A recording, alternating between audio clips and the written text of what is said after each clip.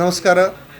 ಕಲಬುರಗಿಯ ಮಹಾಜನತೆ, ಬಂಜಾರ, ಭೋಯಿ, ಕೊಂಚ, ಕೊರಮ ಈ ಸಮಾಜದವರಿಗೆ ಒಂದು ವಿನಂತಿ ಏನಪ್ಪ ಅಂತಂದರೆ, ಬರುವಂಥ ಸೋಮವಾರ ದಿವಸ ನ್ಯಾಯಮೂರ್ತಿ ನಾಗಮೋಹನ್ ದಾಸ್ ಅವರು ಏನು ಒಳ ಮೀಸಲಾತಿ ಮಾಡಿ ಈ ಸಮುದಾಯಗಳಿಗೆ ಅನ್ಯಾಯ ಮಾಡಿದ್ದಾರೆ.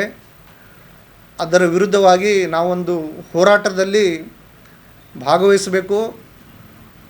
ಈ ನಮ್ಮ ಸಮುದಾಯದ ಎಲ್ಲ ಜನರು, ಕೊಂಚ, ಕೊರಮ, ಭೋಯಿ, ನಮ್ಮಣಿ ಇನ್ನಿತರ ಎಲ್ಲ ಪ್ರಮುಖರು, ನಾಗರಿಕರು ಬಂದು ಸರ್ಕಾರವನ್ನು ಎಚ್ಚರಿಸುವಂಥ ಕೆಲಸ ಮಾಡಬೇಕು. ಅವರು ಯಾಕಂದರೆ ಈ ಶ್ರಮಜೀವಿ ಸಮುದಾಯ ನಮ್ಮದು ಹೋರಾಟದಲ್ಲಿ ಪಾಲ್ಗೊಂಡಿಲ್ಲ. ನಮಗೆ ಅನ್ಯಾಯ ಆದರೆ ಅವರಿಗೊಂದು ಎಚ್ಚರ ಕೊಡಬೇಕು.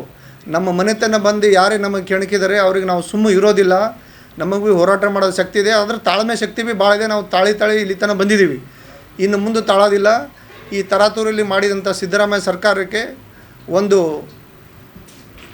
ಎಚ್ಚರಿಕೆಯನ್ನು ಕೊಡುವುದರ ಮುಖಾಂತರ ನಾವು ಈ ಹೋರಾಟದಲ್ಲಿ ಭಾಗವಹಿಸಬೇಕು.